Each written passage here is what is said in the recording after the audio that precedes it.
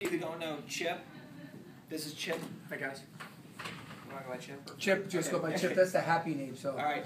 Chip and I have we've gone over this several times. This is the beta run, and what we've done is we've condensed everything into, let's say, 3 to 5 bullet points, and that's pretty much the facts. 40 minutes. We made a lot of progress. Yes. So there's no more let's say concessions of intertwining different thoughts, ideas, and things, and this is a beta run, so there's been some speed bumps, if you will. So with that being said, I'm going to hand it over to Chip, and he's going to go over exactly what we talked about, and he's going to put you in the new direction that I believe is going to be the way to go. So Chip, take it away, buddy. Wait, this is pressure now. Okay. Folks, can I just quickly tell you a tiny bit about my background, just so you know how I got here and what I'm trying to do. I've had 20 years in the mortgage business. Did anybody in this room ever hear of a mortgage company by the name of Great Southwest Mortgage? Yep. That was mine. That went under in August of '07. I was the division of First Magnus. I started it from scratch. Had 1,000 employees, and one day, we talk about IT systems, right, going down. I had this system that had 92 P&Ls, all these branches, that my name was signed on leases and equipment everywhere. And one day, all these balances that technically was like $8 million, they sent me the notice that we're filing bankruptcy, and then I proceeded to get lawsuits delivered from personal leases, obligations. I only had my name signed on about $700,000 a month of leases. So I tell you that because I've seen things go great, pouring in money, and I've seen disaster. And when that happens, sadly to say, for me, I thought I could really do nothing. Everything would just keep going. I'd make money. You have to start over again. So starting over, and I don't know where everybody's at in their career, but I went from 1,000 employees to none in a year and a half of dealing with lawsuits and started over. So ask me how big I have a database, I still know people, but I'm still starting over, right? I don't even have an office to go to, so I have to find a project. So when I started this project idea I had with Amerifirst, I want to tell you about Amerifirst as a mortgage company. 3 years ago, they did about $20 million a month. 70% of it was refis. The company was I'm going to call it a struggling little mortgage company. And I had some ideas on marketing that I thought I could bring to them. And it started with continuing education hour schools, things like that I thought I could help bring them along and get them more exposure and build their business. Because loan officers need to meet agents. If I don't meet agents, I don't do any loans. If I sit in my office and wait for someone to show up, they're probably not going to come. Now, the idea of this continuing education school, I taught classes for 15 years. I did 1,000 real estate classes. So my building Great Southwest, that's how I did it. I met people everywhere. I would teach a class anywhere, any place, if there was 10 people in the room, 5 in the room, or 105. Because the more people I met, the more good things happened.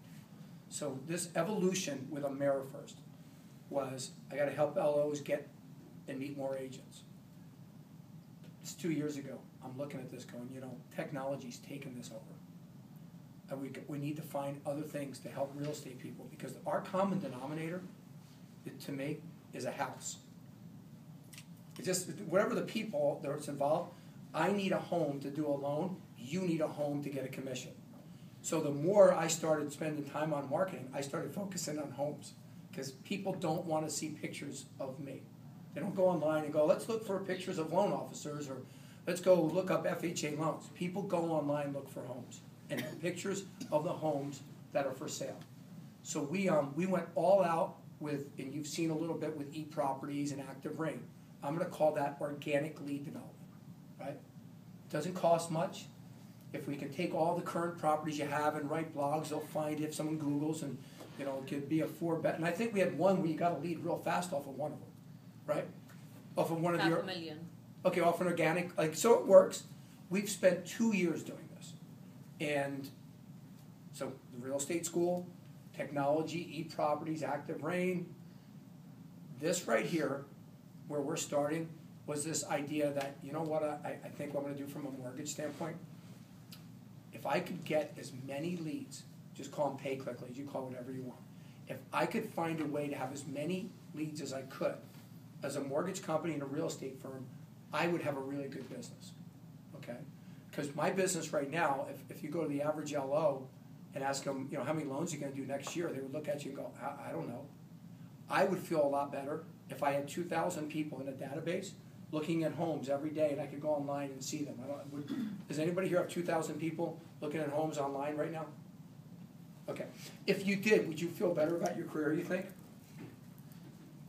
Because there's 2,000 people online looking at homes right now. The problem is they're not in our site, they're in somebody else's site. So from a mortgage company perspective, this evolution and to get to this, we grew. The mortgage company went from 20 million to 80 million. I'm really fortunate because the owners kind of let me spend any of the profit I've helped them make, so I get to keep spending it back on what we're doing. I'm spending it on leads for us. So this project was the first time that we're trying to figure out how to do this. Now, for me to get real estate leads, I need to have access to the MLS. So this first little test we've been doing was in a site that's not technically mine. We're using a real estate agent's name. It's Ricky's wife, so just say who it is, so that we have access to the MLS so we can get the leads in. Because I needed a system to be proving I could get pay-click leads and what AdWords needed to be, and we've been doing this for like 6 months to even find the right AdWords that you get enough hits over. And some of the first batches, from 6 months ago, some of the lead cost was $50 a lead, then it goes to $8, and you're trying to, you're trying to learn this because this is a way of fishing, and sometimes you fish with the wrong bait, you got to change it. Now, I can assure you that I'm positive I can come up with 10 things that went wrong in the last 60 days. I'm happy to summarize them all if you'd like, but I wanted to tell you why I think it was where the problem really lies. The problem lies that the leads are coming into some other database that then got to be sent to you, and we're just trying to get this relationship. There's a lot of moving parts. I do have to play politics. I'm sure you're not going to be surprised. Just fitting in the office and making sure someone else doesn't get upset that you're getting leads and they're not. It's an amazing thing when you try to help somebody. Sometimes someone else gets upset because you're not helping them. I think we've eased our way through this, and I'd like to hope you can see one thing. Tuesday should be the real launch of this, not the last 2 months. And the reason why is you're going to have a new product in Market Leader. The leads are going to come in through Market Leader because we're going to buy them through Market Leader, so it made it easier. We've already done the dirty work in the background, Chad and I, to get it moved along with Market Leader, the leads and what's in there. And it now doesn't require, here's your lead, put them someplace else. It's in one system with a tracking system. And I think you guys are all there on Tuesday, right? Yes, Tuesday for the training. Yeah. And Amir has promised to do some other things. He's here for 8 hours.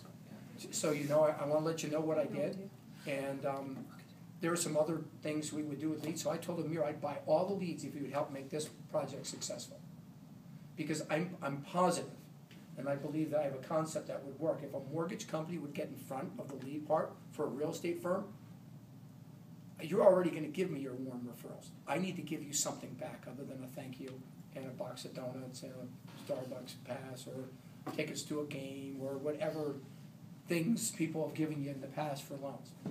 What we're trying to do is figure out how we can be partners in lead development, lead culturing, and building them. And we're completely committed to spending the money to make this project work. Spending money doesn't always solve it, but the more leads we get, I have a feeling if we just get 1%, if we just had 100,000 leads and 1%, we'd get 10 deals. But I know that we can't do it the way we just did it, because moving the leads from one spot to another one, it's a disastrous thing.